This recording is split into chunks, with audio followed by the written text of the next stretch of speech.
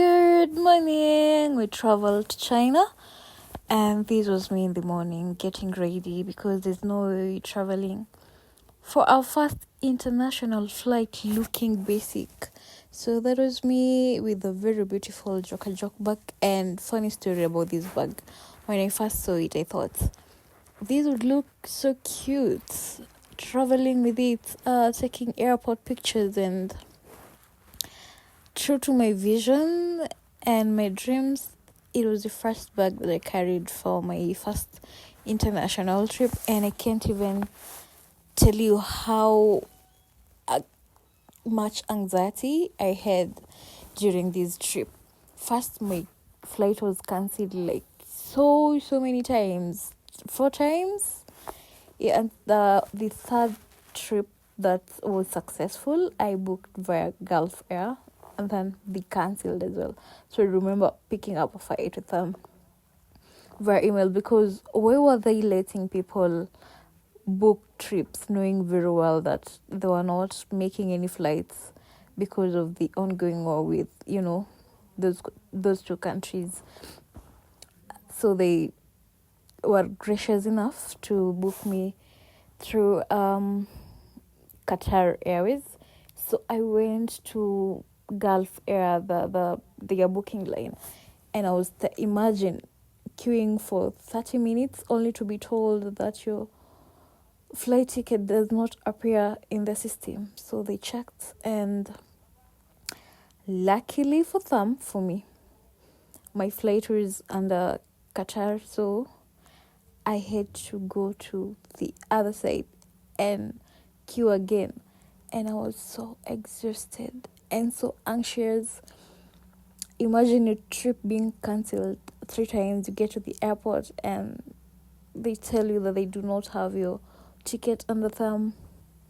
I got to the Qatar Airlines, and thank God for the lady who was there at the counter. She gave me window seats to Hamad, and from Hamad to Bayonne International Airport in China, and heavens bless her for me. But the lady and man at immigration, the only heaven that they'll be seeing is Bahati's daughter. I do not understand why you'd be so pressed about people traveling. I mean, it's their own money, they've invested in the trip, let them go.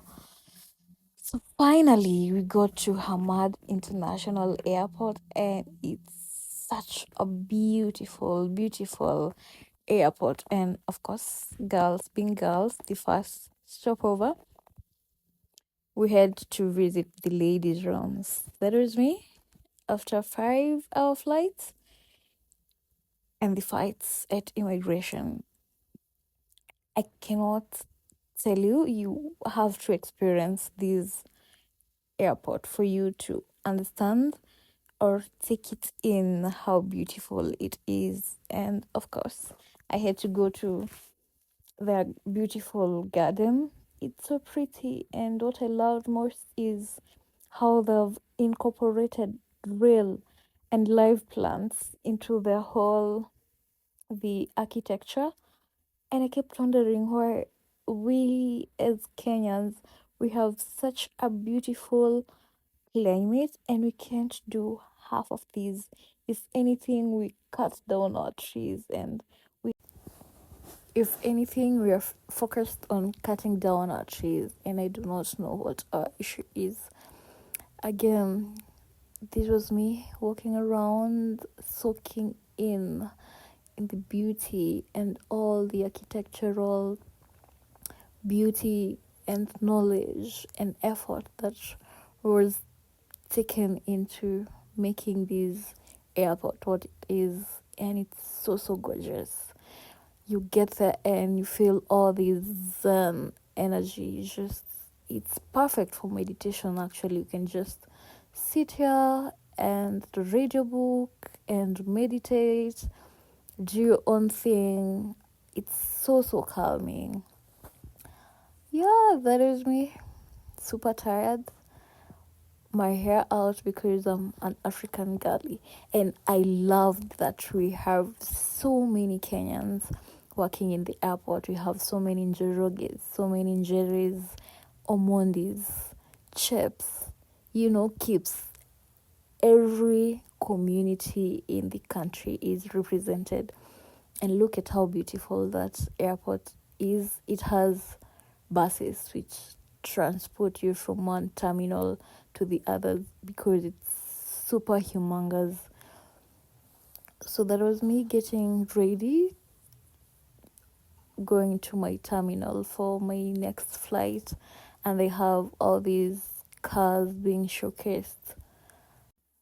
They have all these big brands, and of course, you have to pop in at the Dior shop and ask if they have a lady art in pink manifesting that one.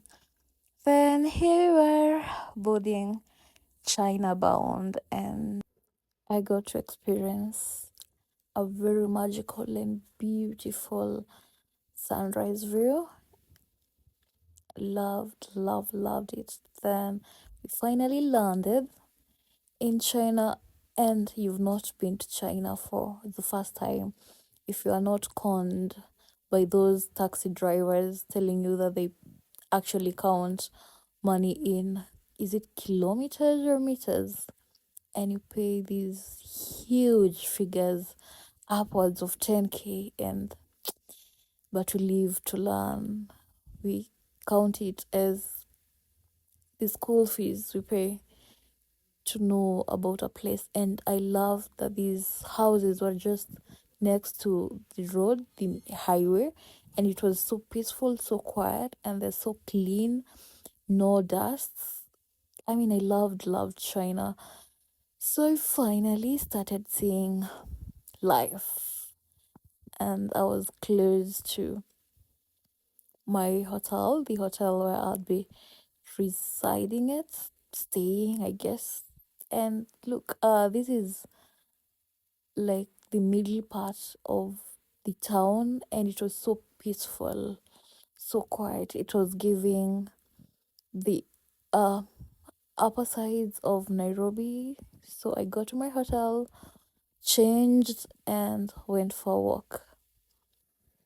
So many lessons that I learned. I think I should do a separate video telling you about all the lessons I learned and what you should prepare for when you're traveling to China, that is coming up after this video.